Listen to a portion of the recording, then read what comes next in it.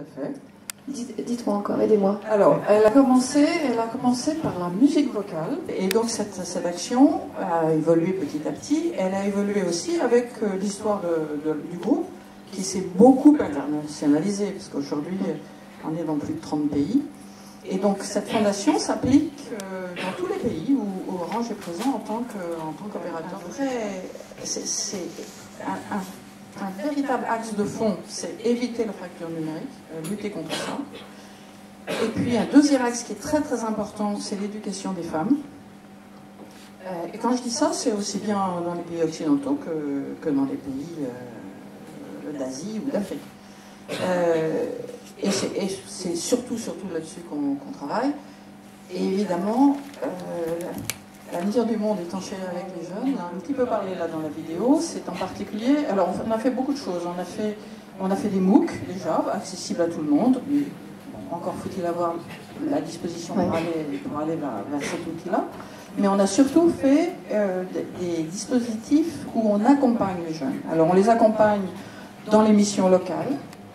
On les accompagne dans des Fab Labs, c'est ce que disait quelqu'un là qui disait c'est quand même formidable de construire quelque chose de bout en bout. Ça c'est vrai que ça nous fait, pour chacun d'entre nous, c'est important. On en parlera un petit peu plus tard. D'abord, expliquez-nous ce que c'est Respublica. Alors bonsoir à toutes et à tous, merci d'ailleurs de m'avoir invité, de nous avoir invités ce soir. Alors en quelques mots, Respublica est une association lyonnaise qui a été créée donc en 1997. En gros, l'objectif est de promouvoir l'intérêt général dans différentes zones où nous intervenons, donc en Europe, en Afrique et ainsi qu'en Amérique latine.